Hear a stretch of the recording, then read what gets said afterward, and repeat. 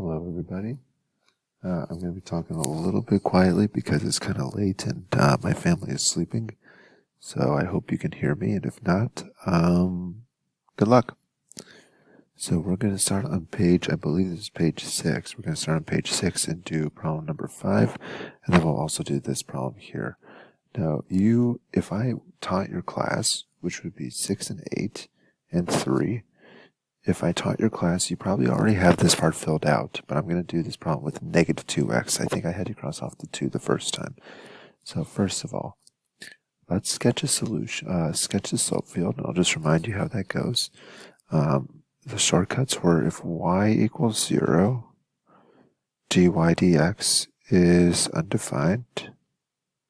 I also forgot my writing utensil at home, at work for this stuff, so that's awesome. When y equals 0, y prime is undefined, which basically will look like this. Okay, little undefined slopes here.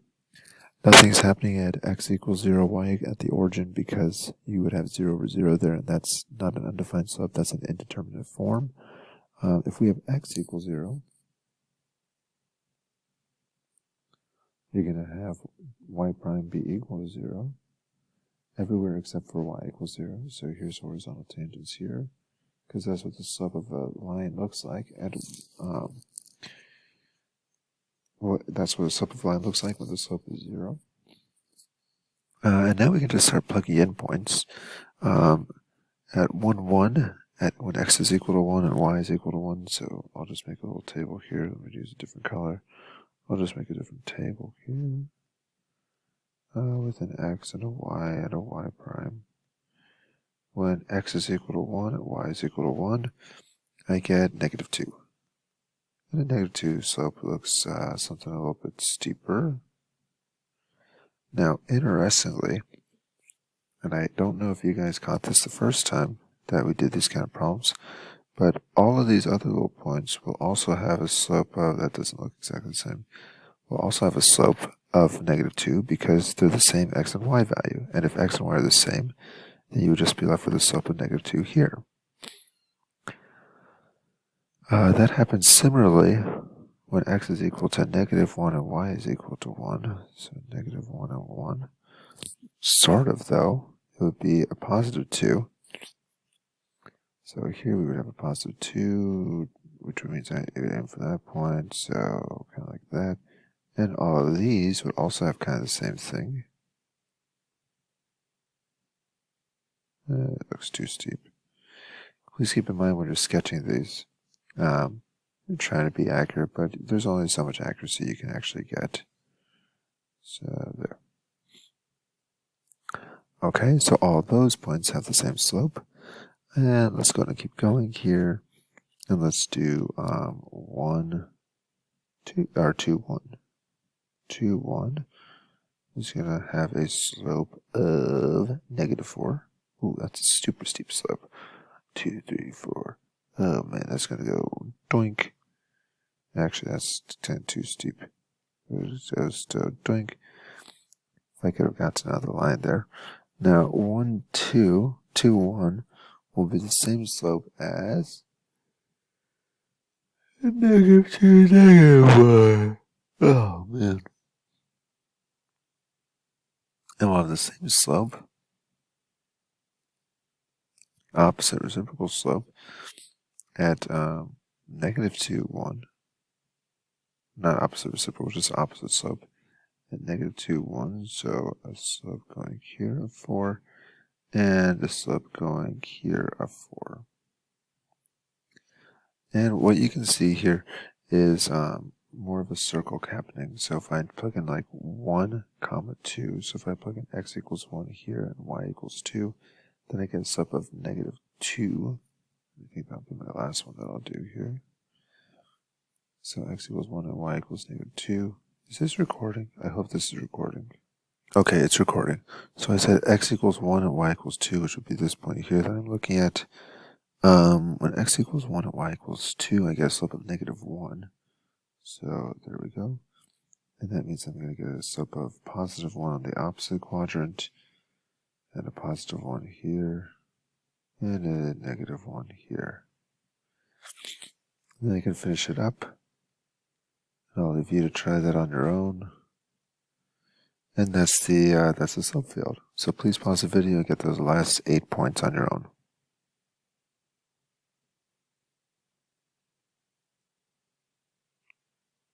Super steep. Super steep. Super steep. Super steep. Now 3, 2 is 3.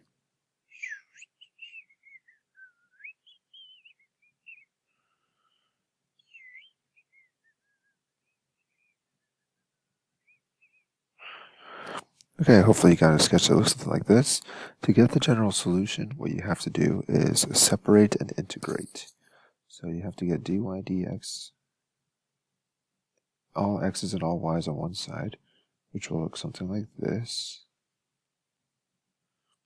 That was step 1. Step 2, you need to integrate both sides. And you get y squared over 2 equals negative x squared plus c. That was step 2. Integrating both sides. We only have a 1 plus c because the c represents one overall number that we don't know when we integrated.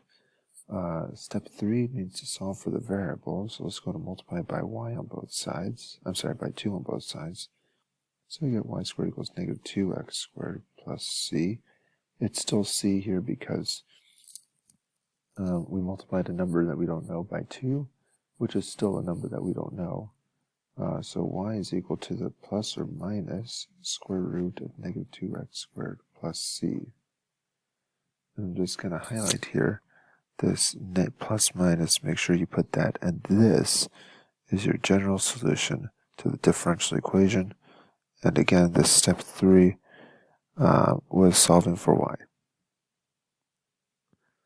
So that's your answer here. Now to get the particular solution, the particular solution is going to be done in the following way. Let's pick a pretty color here, a cloudy purple. Okay, so now what I can do is I can use either of these two equations, really any one of these, and I can solve for c for my particular solution. So I'm going to go ahead and use negative 2x squared plus c. I'm going to do negative 2 squared equals negative 2 parentheses negative 1 squared plus c. So I'm plugging in the point negative 1, negative 2 for x and y to solve for c. And it looks like I'm going to get about, let's see, that's negative 2.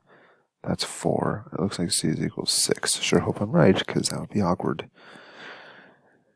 So now when I go back to my equation, and I go back to y equals, I can plug in that cool purple cloudy color with y equals the square root of negative 2x squared plus 6.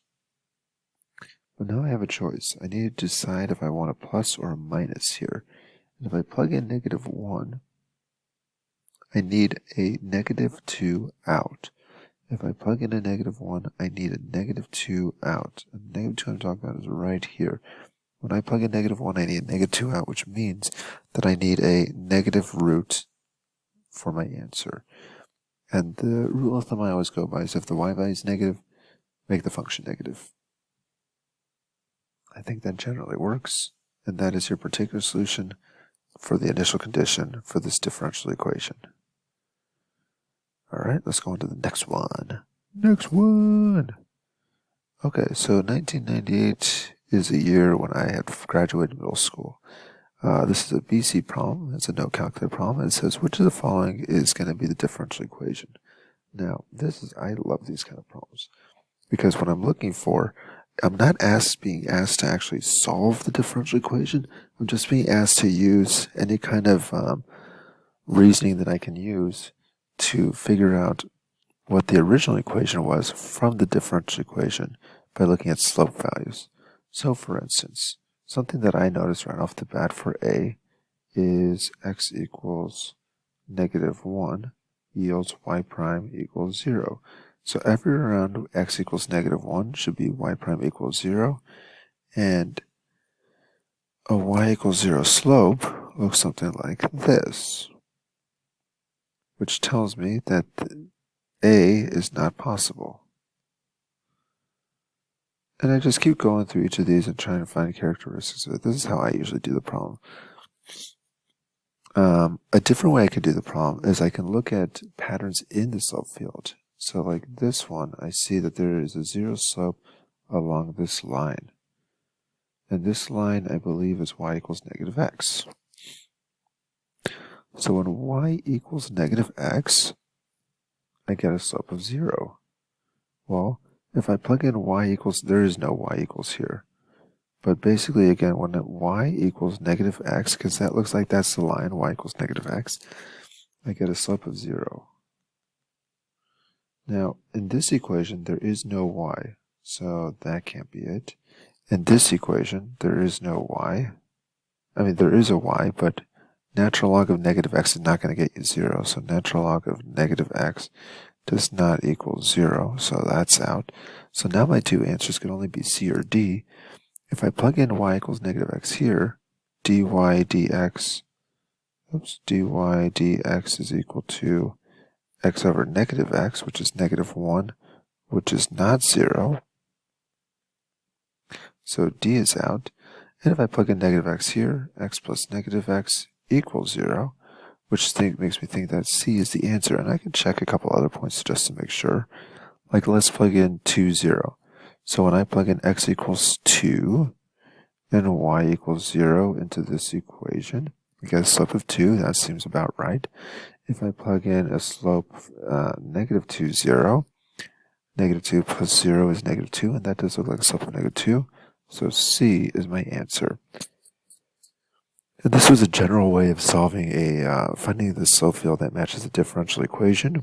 And we're going to do one more just like it. Number 2 says, which of the following again could be the graph of the solution of the differential equation whose slope field is shown above. Alright, let's see here. This looks tricky. I can tell you right now that it's definitely not C or D. And the reason I know that's not C or D is because, I mean, these C here has positive slope values, and over here all we have are negative slope values. Okay, so far I only know A and C are out. Now it could be between B, D, and E. I'm going to go out on a limb here and say it's definitely not E or D. And the reason I don't think it's E or D is because E and D have these very, very, very negative slopes here for both of these, very steep negative slopes. But again, when you're looking on that side, these look like very positive slopes, and here we have like negative slopes. So those can't be it. So I would say E and D are out for those reasons. I'm going to go with my best bet, which is going to be B. B looks most realistic because the graph does something like this, and here, if I'm looking at it right, the graph goes something like this. Oh, that was bad, Mr. Lakin. The graph goes something like this. So, yeah, B looks like it's about right. And I believe that's it for this video. Thanks for watching, guys.